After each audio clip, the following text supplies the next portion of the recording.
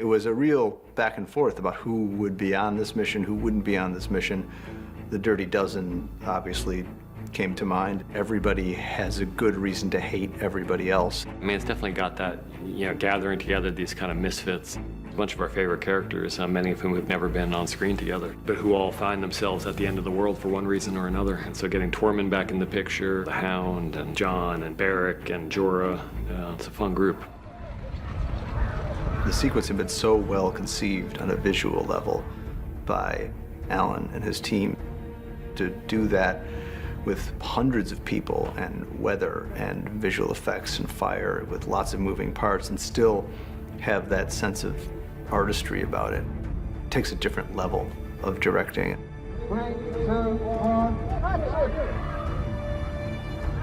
Our story is 7 guys on a rock being attacked by whites and trying to tell a clear story of, your task is to defend a perimeter, and as you lose, your perimeter is going to fall back, and how do you kind of hold order against just pure chaos? It's, herding kittens. It's, you can't see anything except people whacking each other, and it takes some effort to talk to the cast to sort of say, no, the story is, here's a line, and we have to show that it's not being broken or that it is being broken. It was important to create a situation where I'm hoping the audience will think that one of our beloved characters is gonna die. I mean, we wrote it and we were watching it and I was like, holy shit, Tormund's gonna die. But somehow he managed to override my rational brain and make me think that Tormund was gonna die. No matter how great your visual effects are or your art department and everything, there's just nothing quite like the real thing if you can find it. Iceland exists and it's real and it's cold as hell and it's beautiful, and there's just nothing like having that reality on screen. It doesn't look like anywhere else. Half the time it doesn't even look real, and I worry that people are gonna think the blues of those glaciers are some kind of cheap special effect. The more spectacular looking it is, the more difficult it is to shoot there. I think there's a sort of kick-bollock scrambleness to filming out here, where you have such limited daylight and you have conditions which are like this or worse. It just gives it a sense of reality, In the world of Thrones, it's great coming to these landscapes that just really kind of arc back in time and take you to something very, very brutal and barren. There's an extent to which nothing ever surprises you on this job anymore, but this, you still can't help but be impressed by this. I mean, it's nuts. You can't get to this location without literally monster jeeps. It's a hell of a way to go to work. The Icelandic technical crew for setting up the base camp have to have everything ready, and they have to do that obviously under cover of darkness. So the crew, when they arrive, everything is ready to go. When we're shooting on the glacier, everyone's got the crampons strapped onto their boots because otherwise you'll slip, and even with the crampons, we had a bunch of guys falling and banging themselves up, but luckily no major injuries this year.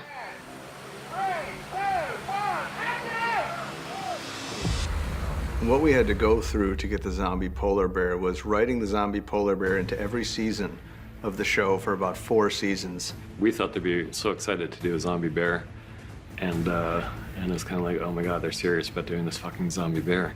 Only to have Bernie and the visual effects guys tell us in the nicest possible way, fuck you, we cannot afford a zombie polar bear. This year made perfect sense that you could have one of these things out there, and we really put our 4 feet down and we said, God damn it, we want a zombie polar bear. We looked at some of the beats, the way the polar bear in the previews that we got, how it spots the guy's way, how it picks someone up and shakes him around, and then we get our wires in and start rehearsing with guys using different methods to pull someone around and get the right body shapes and the right energy. Everything's made sure it's super safe first. We test everything over and over again, usually with a weight bag, and when we're happy that it's safe to have someone on, we get someone on. We were holding the flaming sword in the jaws of this thing, so the big guy was able to move the head around, which was something for our actor on the floor to work against. I've never really worked with this ping pong ball thing and pretend that's a bear, and I've had people going, oh, when I'll come towards you, I'm a bear. No, you're not. Your name's Toby.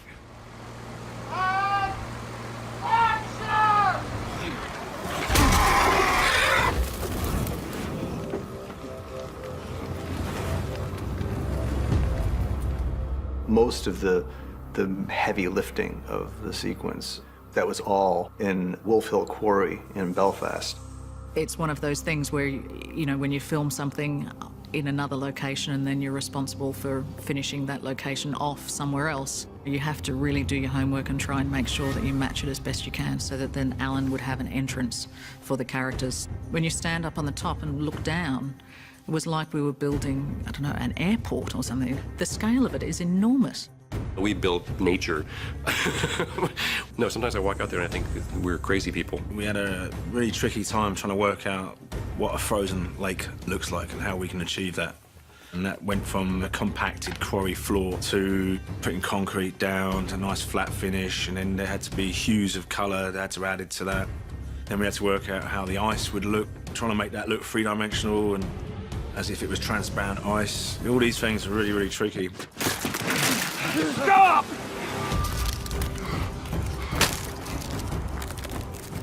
We paint the cliffs a little bit, and then we snow the cliffs a lot. 3,500 bags of snow through 6 machines with 15 guys. We're constantly redressing it and adding to it, and every day we have to scrape it off and start again the next day. And yeah, it's full on.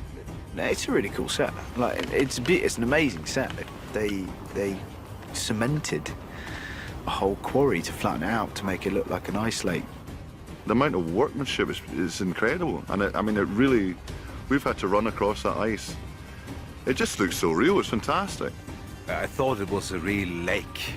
Then I understood that they have made this for this sequence. Yeah, it blew my mind. This amount of people, and when the camera rolls, everything just sort of comes together at precisely the right time.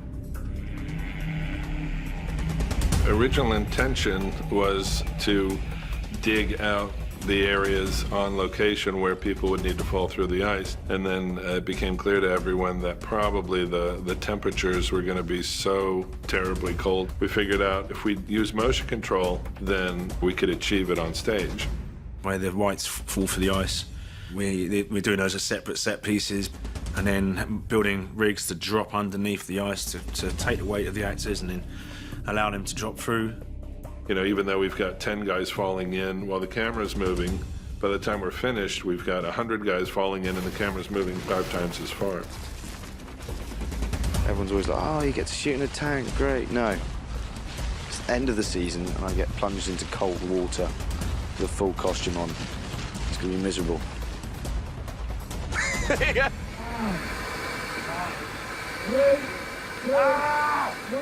When you're in the middle of a fight, you need to have all your adrenaline on a maximum. So I had to be pumped up and ready in 5 to 10 seconds and then calm the fuck down very fast. You've got to loosen up, you've got to be ready for a fight. With a big Norwegian and we're both looking at you, ah! Ah! Ah! Even the extras are so into it. They're ah! One of our heroes gets chased to the top of the island. The higher edge is about 11 foot from the frozen lake. Big trust thing because I'm falling into the guys. The guys are catching me off the end of the rock, opposed to where you normally do falls into boxes or an airbag.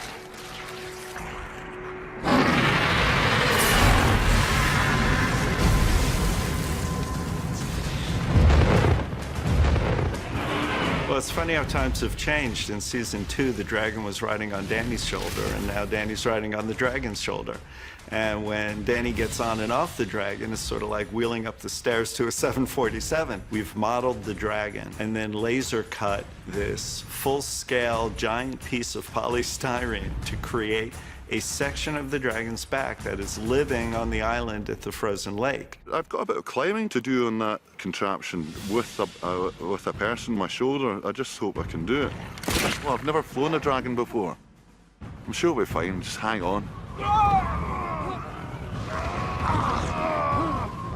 This year, things are a little bit beefier. We have a bigger motion base, we have a bigger buck. It's a lot harder, especially for Amelia.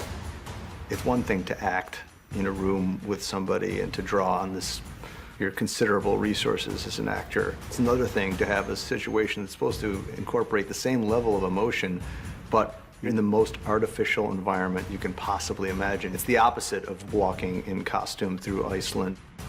You know, the harder the challenge, the more I relish it. But this really, you're like, can I just even maybe have like, you know, like a screen with like clouds or something? Like, I've never flown on a dragon. And to just harness that power, can you even imagine? The fire column slicing the ice, we wanted to make sure that it looked like a cutting torch, and it's exploding the ice, atomizing the ice immediately. So we worked with Sam's team again, and when you see it, it really is awesome.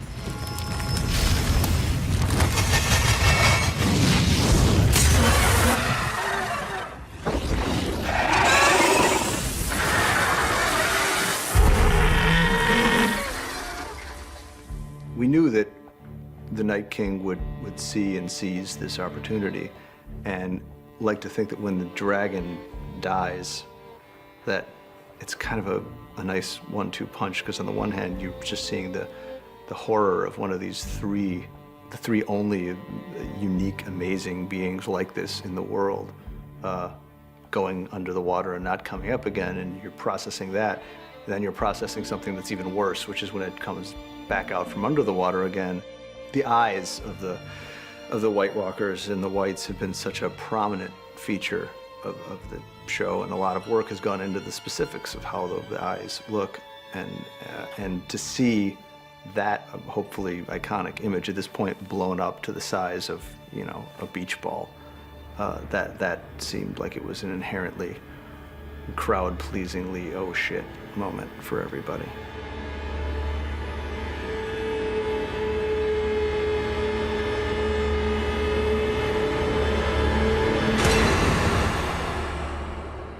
Let me give you some advice, bastard. Never forget what you are. Wear it like armor. It can never be used to hurt you. When I first heard they were interested in me for a fantasy show, I went, ugh, no. I had an inkling reading the first book, going, oh my God, this is amazing. This could really kick off. I was quite young and I had such a big imagination. In those scenes when I was younger, I would really convince myself that I was there and it was happening, I'd never had any experience of acting before. I went to a very theatrically based drama school. We did 3 hours of camera training in 3 years. But then my 4th hour in front of a camera was day 1 on Game of Thrones. My first day on set was Castle Black. My first scene was, there's just a very quick scene where I'm walking down the ramparts, and I was so nervous. Yeah, I remember my first day on set. Oh my God, I fell off a fucking horse. Jesus, this is my first job. This is like the first thing I ever did, and they stuck me on a horse. Oh, I was falling off the horse trying to act still. Khaleesi. Okay, let's do it again, please. I remember my first scene we shot from the pilot, and that was the king's arrival. The king rides in on horseback, and he has to get off his horse, and his robe was enormous. The horse rides in, he's like, ah, and then, hold, everyone, and then they run in with like a ladder. They help him down, and they run out with the ladder, and then, carry on. Oh, here we go. I vaguely remember it. It was like Sean Bean and Mark Addy and Lena, and I remember being so overwhelmed and terrified. I remember everybody clear. I remember baby Sophie and baby Maisie and baby Isaac, and now they're, out there, full grown. The most shocking scene that I didn't see coming. Stop him! Stop! From then on, I started to distrust the show as to whether they'd kill my favorite character or not. I think the most shocking was probably my death. The Hodor moment, I couldn't quite believe. Hold the door! Hold the door! That was such a sort of, oh my God! I watched The Red Wedding, and I didn't really read into it in the script of what happened. I think I just did my bit and went la la la, and then when it came out, I remember I watched it in the morning. I'm a big guy, big tough guy, but guess what? I burst into tears. That was an absolute shocker. I remember just watching going, no, no, no, no, no, no, no, no, what? It was brilliant. Do I have to call you Lady Stark now? Yes. My favourite day on set would be the day that I was reunited with Maisie. That day on set, I've just never laughed so much in my life. It was so much fun. It was the day with the wheelchair. I've still got that video, jeez. Me and Sophie just messing around on Bran's wheelchair. I think the most fun scene we shot was season 7. We shot this big sequence, the loot train attack, and we shot that in Spain. It was such a beautiful location, and there was something about being outside every day and being on horseback. I love riding. Go Agades! Season 3, Getting the Unsullied, was the first time that I, Amelia, got to be, you know, like, bitch and badass. Nigei Daenerys gel masmo hen Targaryen lentra. Dracarys. It was really cool. Favorite day on set was definitely a day in Asuna when we were doing the gladiatorial sequence. My little girl was there. You know, she watched her papa work. David said, oh, you know, come sit here, you can call it. And she was like, action! The fight between the Hound and Brienne of fucking Tarth. We'd studied and trained for that a long time, and when it all came to fruition, that was just fantastic. Iceland, season 2, the first day we were there. That was my favourite day on Thrones. I'd never been to a more beautiful place in my life, and it was special for so many reasons. It was the scene where I was not able to behead Ygritte. Strike hard and true, Jon Snow.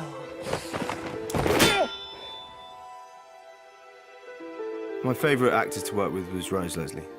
There was something really special about working with Rose. You know, I really enjoy working with John Bradley. He saw this in a vision. I really enjoyed the scene with Mark Addy way back in season 1, just because it was so intense and it was like pages and pages long, and it was really unexpected from those two characters. Sometimes I don't know what holds it together. Our marriage. There's an ease that I get with acting with Ian Glenn because he's been my pal the whole time. There's been my buddy. And the most beautiful thing about Amelia, she has no idea how good she is. She genuinely has no idea. And she still has no idea. She's always sort of vulnerable, which gives is part of a great gift. I think in terms of my favourite scene partner, it'd have to be Kit. Kit was the first person I ever had an acting relationship with because it was my first job. I think that the friendships that you form when you are a bit scared and a bit uncertain and treading unfamiliar ground, they're the ones that tend to stick because you cling on to each other for support. Sansa, come here, little dove. I always loved working with Lena. What are you doing? Praying. You're perfect, aren't you? Praying. Just watching her and learning from her was the best drama lesson I could have ever hoped for. You disobeyed my king, your father, and now I'm paying the price. I don't care, you're my friend. Shireen Baratheon. I had a couple of scenes with Shireen that I loved doing. To have her level of humanity and decency and cleverness and brightness. He just treats her as an equal, and I really like that aspect of the relationship that they had. I really miss Charles Dance, who played my father, Tywin Lannister. We had such a great chemistry and a great friendship. Tyrion. Despite our on-screen relationship. I'm very fortunate to work with the greatest cast. Everybody is so professional and so incredibly kind and generous to their fellow actors. Everyone involved is like a family, and it's a family that amazingly still laughs and gets on with each other 8, 9 years in. There's been no assholes, no people, divas, there's been nothing, not even a suggestion. When it's all said and done, I'll miss the dynamic of the show, because there's nothing like this show. I mean, Game of Thrones means my 20s. I started this job when I was 22, and I am not 22 anymore. Game of Thrones is my entire career. I think I am going to have a hard time saying goodbye to Sam. It's going to be very hard to say goodbye to play Tyrion. I will miss simple things like walking on to set for the first time each year in your new bits of costume, and just knowing you're part of something which is sort of at the centre of attention. Yeah, it's going to be very strange without it. It's been 8 years. I'll tell you what I won't miss. Walking around with half a fucking beard 3/4 of the year. That's Jaime Lannister, the Queen's twin brother. I was like a little puppy when I arrived. I was like Bambi on the ice. And coming to Belfast, I learned how to walk with pride and joy. I've grown up with these people. I've changed so much as a person because of these people. I'm so confident. I've just got this confidence from the show and from playing Arya. I really feel like I just want to inject that into each and every person that I know and love, but then also any girl that admires the work that I do. The journey that I've been on with Daenerys, it's sharpened me as an actor. It's shown me the range that I can do, and because of the heights that she goes to, it's forced me to find them within myself. Game of Thrones has been such an education for me in everything. Having to be around adults from the age of 10 and work on a professional set, get up and learn your lines and really think about a character has also taught me a lot about myself. As an actor, you work and work and work and you audition and you don't get parts, and you do get parts, and sometimes they're great experiences and sometimes they're really shitty. And this has been incredible. Thrones is the Holy Grail, where it's something that is enormously, globally, massively popular, and people think it's cool. You know, people are always trying to copy things or do variations of things. It's rare you get something which is a completely original fantasy. It's the most realistic show that I've ever done that also happens to have dragons and dead people walking around in it. I think a lot of fantasy is heavy on the dragon and light on the character. We're the opposite. This show will be discovered by generations to come. It's timeless. Every season there's something else bigger than the last season and better than the last season. And here we are, season 8. It's cinematic. We're making 10-hour movies every year. The fact that this is really a full stop on this story is sad, because I think everyone's been so invested in this story that we never want to see this come to a close. But it must, and it will be good.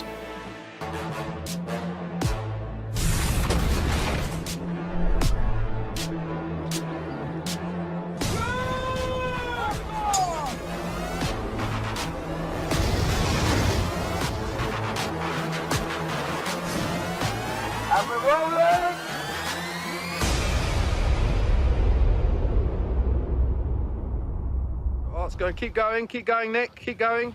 Keep going. Keep going. Keep going. Keep going. Keep going. Keep going. Going. And when he gets to about there, shoot him. Okay. Okay.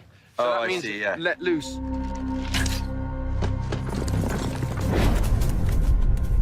I kept coming back to the fact that what its nickname is the Battle of the Bastards. This is about two bastards fighting each other. It's basically a pub brawl. It's really nice to get to sort of have the two bastards there together, facing off. They're so similar, but they're the antithesis of each other. Ramsay's weapon all the way through is antagonizing people, coaxing them, drawing them into a trap, and Jon completely falls for it. It's, you know, one guy on one side of the field, another guy on the other side of the field who just get into a punch-up. And the punch-up is what happens in the middle of the field. You want to fight? We want them to come together, and we don't really know what we want them to do in the middle, but it's got to be good.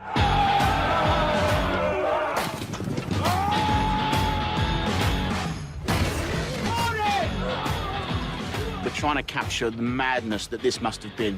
At any second could be the end of him. It's just a stray blade or a horse falling or a guy, you know, sticking him in the back. And he's barely surviving. We've been choreographing action that should look like it's kicked off in the street. It should look like absolute lunacy. So he's trained the whole thing. It's all going to be him. We're not going to use a double for that. He's got lots of stuff to do. You've got things happening that are rather kind of epic that you can't shoot in any real meaningful way. You've got a giant pulling a guy out of the crowd and smashing his head with his bare hand. You've got horses crashing into each other. You can't run two horses together because you kill the horses.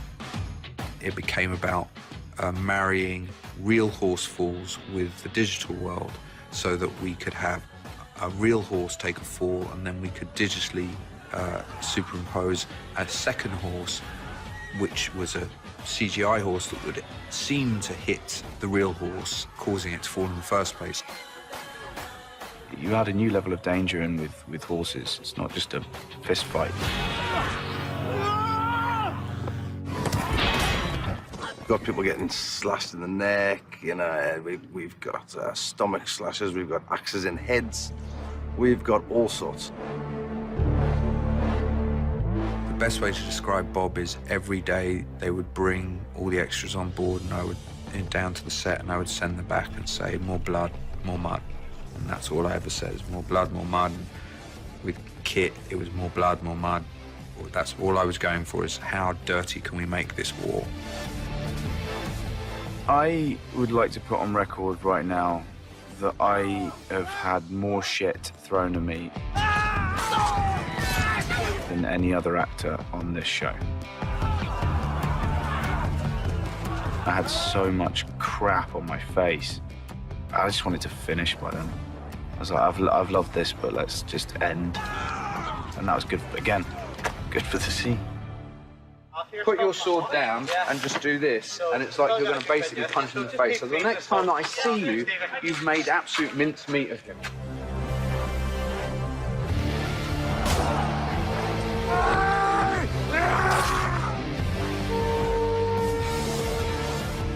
We managed to find all these really interesting references and places where we could build the story and make spectacle and keep it about the characters, because in the end, no one cares about, you know, Wildling number 6 dying. What they care about is John going to survive or not, and is he going to whip Ramsay's ass?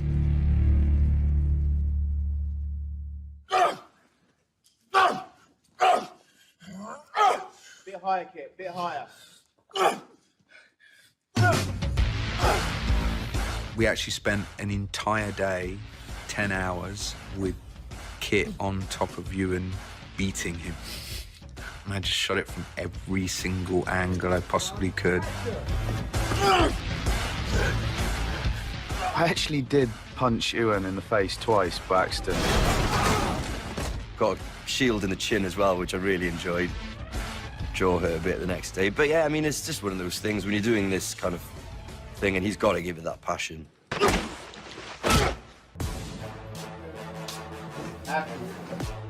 Lift your legs up, please, gents.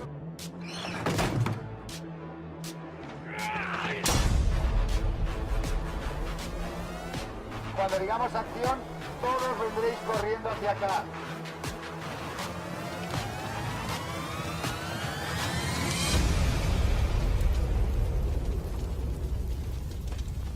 The cool thing about these two episodes is that they are very much thematically linked, in that they deal with rebirth. John comes back into the world naked, as if a baby at Castle Black in the cold. And Danny, naked, as if a child, but merging through fire and ice. And I did a lot of visual research. I looked a lot of Renaissance paintings dealing with the resurrection. And my favorite painter is Caravaggio. Myself and the DP sat down and we talked about how can we emulate that feeling. That's great. So let me just see this action here. Okay, Kit, ready? And action. Kit talked to us about the need for him to really feel what it feels like to remember your own death and how existentially terrifying that is. I think I referred to Elizabeth Kubler-Ross's book on death and dying. And I said, why don't we take that in reverse? Because there's stages of disbelief and bargaining and acceptance. And I said, so let's start there.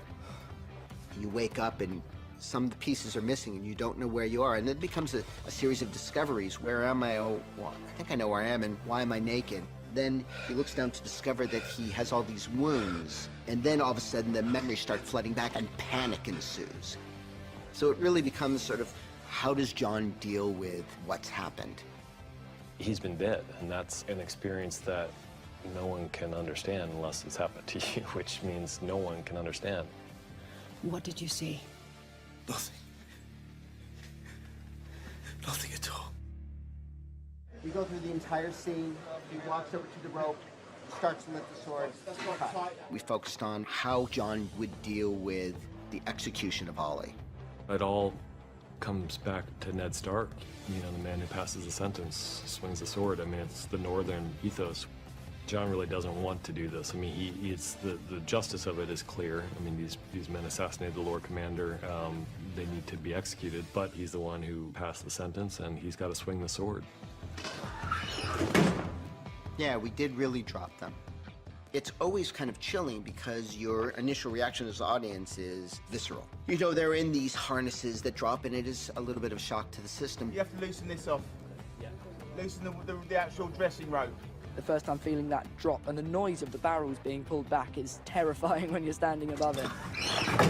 It feels so real, and that obviously adds to the ability to act terrified during the scene.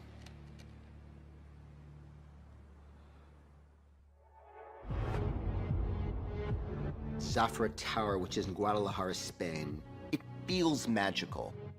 It almost looks surreal. I want everybody to know that it's real and that visual effects didn't do anything to it. I remember sitting there on set reading on the history of this building, the way it was built against the Moors, and then the Moors took it, and then it was used in Spaniards fighting Spaniards, and all this brutal and bloody Thronesy history that was taking place right on the spot we were standing. Fights like the fight we were watching were happening probably where we were shooting this very fight.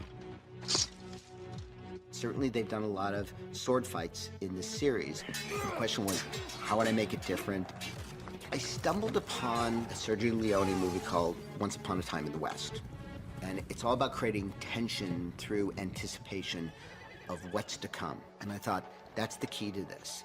You would see this tower and horses on a plain, and then you would start to hear the sound of a stone on a blade of a broadsword. It would sort of sync in rhythms with a horse's hooves, and then you would see these powerful horse's hooves. And then you would cut to a gleaming knight's helmet. And little by little, tease the audience into a sense that a mythic event is about to happen. And now it begins. Now it ends. David and Dan wanted the flashiest swordsman in the whole of the Game of Thrones world. Sir Arthur Dayne is a legendary member of the Kingsguard under the Mad King, and reputed by many to be the greatest sword fighter in the history of the Seven Kingdoms. He has two swords. He's got his own traditional sword, and he's also got the Dawn, which is basically his pride and joy, which is this sort of white blade.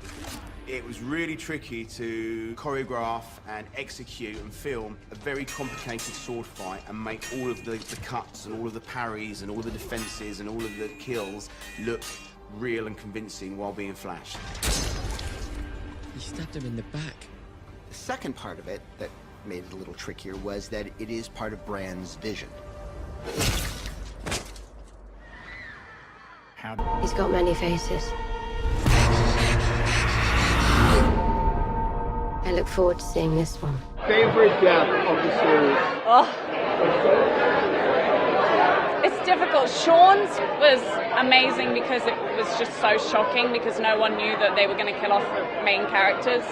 But my favorite death is probably Oberyn Martell's, the skull crushing. That was pretty spectacular. When Oberyn Martell got his head squished. Loved that scene. So sad though, because I miss Pedro. I think he's coming tonight. No, I don't think he is. Maybe. If he is, I'll be like, Prince Oberyn's. That was so shocking. Not only in terms of the brutality of it, but in terms of the fact that I really didn't see it coming. I hadn't read the script for that episode, and it was one of those classic Game of Thrones moments where you think, oh, the underdog's winning. Oh, no, he's had his head squished. Charles dance on the toilet. Thank you. Stop watching it, man. That's scary. Was that as emotional for you? It was, and I definitely cried the first time I watched it. It's very different watching it back than it is doing it at the time. Yeah, I still get teary when I watch it sometimes, although I don't watch it very often. I do, but I mean, it's weird to watch yourself, you know. I like to watch people's reactions better. I mean, I watched a lot of people's reaction to Hodor dying, and that really actually moved me.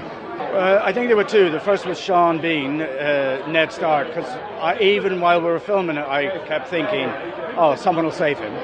And then the second one was Hodor. I never saw that coming either. I was like, what? Favorite deaths? Hodor. I mean, that's not just a favorite death, but probably my favorite scene in the entire series so far.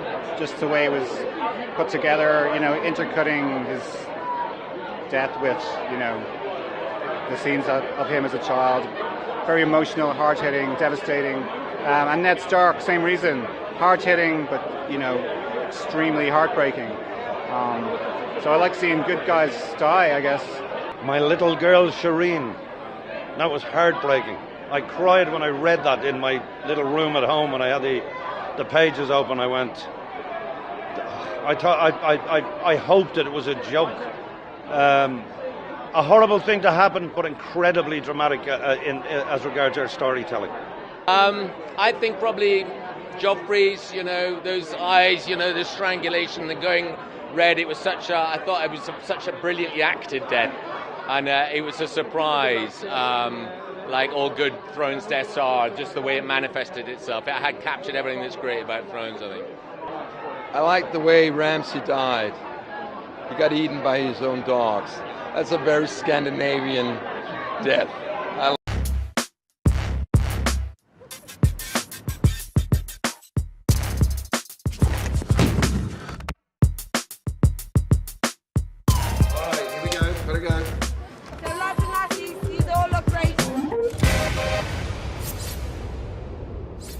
Proper wine for proper heroes. Yeah. Maybe I'm not the most pleasant man, I'll admit it, but it's always interesting when you're starting a new season, and you know the question always is, what do you start with? You either start with something small to kind of ease your way in, or you just start with something huge and get it over with, and you can put that behind you.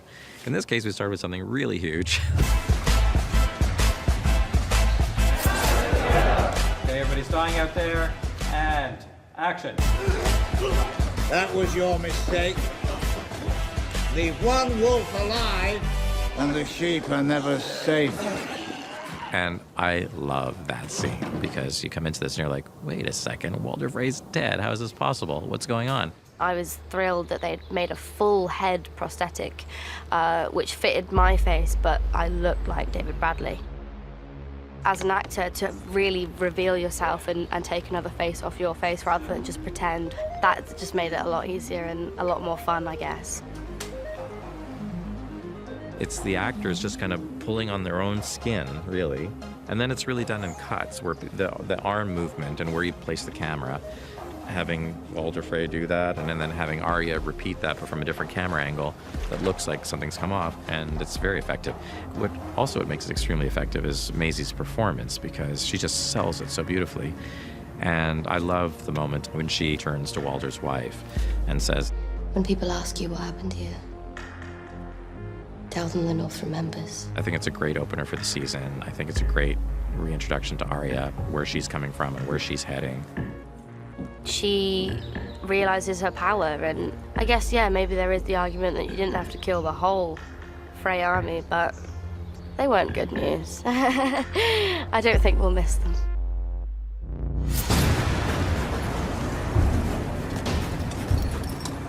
I think, starting with the Army of the Dead, basically why that's really important is that this is the common enemy. This is like the bottom line. This is what everybody in the end is going to have to face.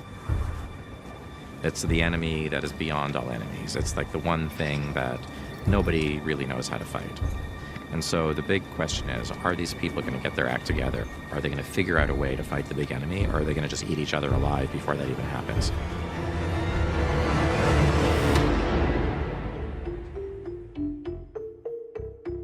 So the Zombie Giants this year, we've got 2 returning cast. We've got Ian White and we've got Neil Fingleton, who was with us on season 4. They're similar makeups, but we have kind of interchangeable little bits and pieces, and we do a slightly different paint scheme. We can have different costume as well. So it's creating 4 different looks. So for the Whites, this year we decided that we'd up our game a little bit, and we've resculpted an awful lot of the zombies, their makeups. They're still very mix and match and generic because we have a huge amount of stunt guys, but we just thought we would change things up and improve some of the sculpts. It's been a huge production line, but it's something we were able to use a few existing molds and then make a load of new stuff as well.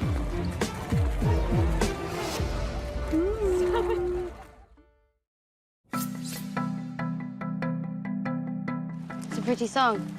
I've never heard it before. It's a new one.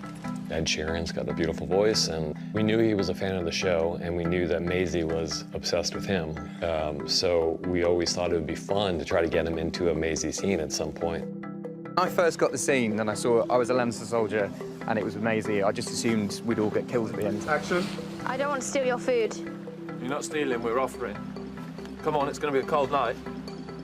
Just a nice moment for her to really enjoy human company without lies and trickery. But I think the underlying theme is that, as in any war, the soldiers are just people and we are young boys. She really enjoys just hearing their stories and finding a bit of normality again. And I think she kind of realises that she can just kind of chill, let her guard down, have some food and crack some jokes. So why is a nice girl on our own heading to King's Landing? I'm going to kill the Queen.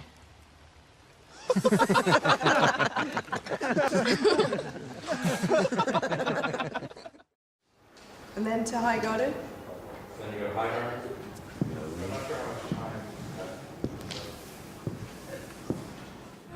What is this? It's what we've been waiting for our whole lives. Shooting that map room scene was a really big thing, and very extensive conversations with Lena and Nikolai about that. You afraid of me? Should I be? There's a great amount of need for revenge for her. Enemies to the south. It's like she needs to put everything to sleep that causes her pain. Enemies to the north.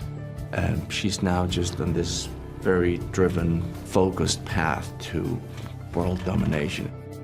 And of course, we're introducing this whole new set, which is in this courtyard in the Red Keep, where there's a hand-painted map. Of course, you want to show this incredible thing. And also it has great metaphorical value. There she is walking all over the known world when thinking about, ruling it. So you kind of want to do justice to that aspect of it as well. We thought that a painted map on the ground, that seemed like a good idea. Enemies everywhere. We're surrounded by traitors. We knew that Jim Staines, the graphic designer, would create something amazing, and he worked so hard on it. We wanted to have some allusion to the opening title sequence. And that just meant using some of the lettering, some of the imagery, and coming up with good colors, and then working it out basically on a computer. Then we had an image which we could print out, which was the right size. Had to do pseudo-medieval drawings of towns, lots of lettering, lots of conversation with the designer especially. Then we had 2 guys come in, Dave Packard and Greg Winters, who came in to actually paint the image that I had designed onto the floor. The man who is firmly but politely dismissed at the beginning of the scene by Jamie Lannister is indeed Jim Staines, who designed and created the map to begin with. I don't think being down on his knees for quite so long was as much fun as he thought it would be, but he did well. Very nice. Lovely. Okay, moving on. Seymour.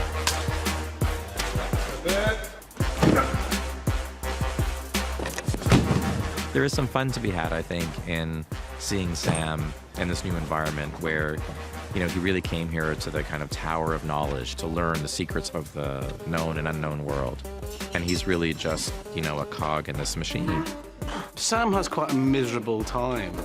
A man's dreams not matching up to the reality.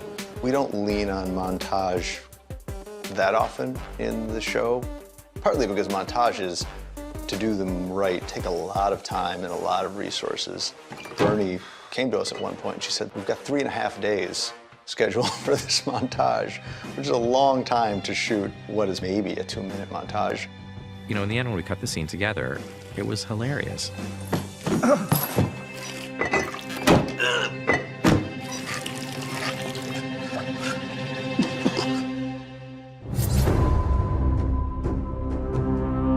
Going back to a place that created you and that was the beginning of you and the end of your family is kind of epic. Danny coming home was a really interesting sequence, and I think what was really lovely was that doing it for Game of Thrones and doing a sequence like that, you can really do it properly. Like, you can really take your time with it. You can really give it its due as a real moment. Because there's no dialogue, it puts more weight on Amelia, who's doing all of this with her face and her actions and her movement. It puts a lot of weight on the art department because the place itself is really the other main character. The space has to be something that Daenerys feels very connected to, where everything that she's heard about is suddenly somehow in front of her. That was exciting to do, and the locations that we shot in Spain for it were absolutely stunningly beautiful. We had to find somewhere that had a certain weight and power to it. And when we arrived at Zumaia Beach, the geological formations there are so unique and so special and so interesting that they have a weight to them that I think none of us could ignore. Actually, quite often, we have to split location for the same scene. The end result was we decided that we could do most of what we wanted to do in 2 locations, split between Spain and Northern Ireland. The arrival is shot in Zumaia. You then get up onto the platform, go up a set of stairs, and then we're on stage here in Belfast. And then once she goes through those doors here, then you pick her up again in San Juan, where she goes up the steps to the castle. Those locations together informed, for me, the whole design of Dragonstone. And it all came from those really unique rock formations, which are so, so special and very unique just to that part of the world.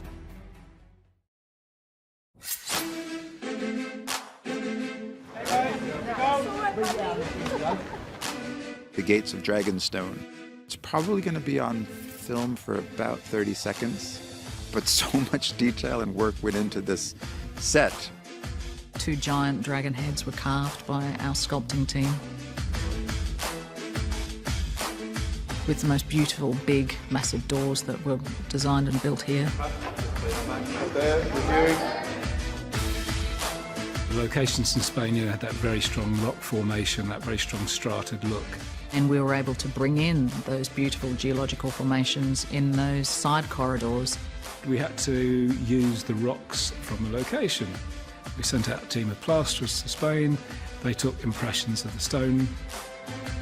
And from those, we created moulds and we used those rocky shapes to create the shapes of the corridors and the cave. There's that kind of physical, geological journey that we were able to design. And then that all culminated in the throne room, where we had to create like a new architecture.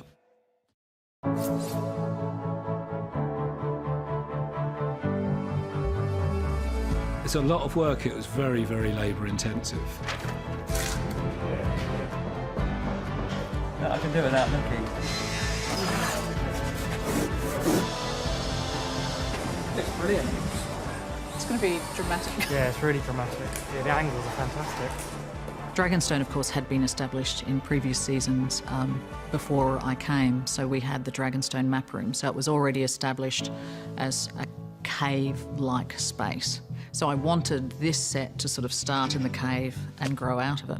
And then we were able to bring in those beautiful geological formations in that throne, the Dragonstone throne, which I think is, a really powerful sort of statement. The only directions we gave her was that it should be quite imposing and intimidating, and that the throne would be carved out of the rock, and that was it. And, like, that's all we gave her, and then she went to town with that. The first time we saw it all lit for a scene, that was pretty dramatic. As we were building it, people would walk through this set and they would feel, I feel very uncomfortable here. It's not a room where I want to spend a lot of time.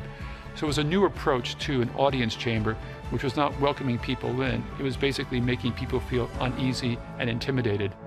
Yeah, I think it's maybe the best set we've ever built. It was really impressive. We couldn't wait to shoot it.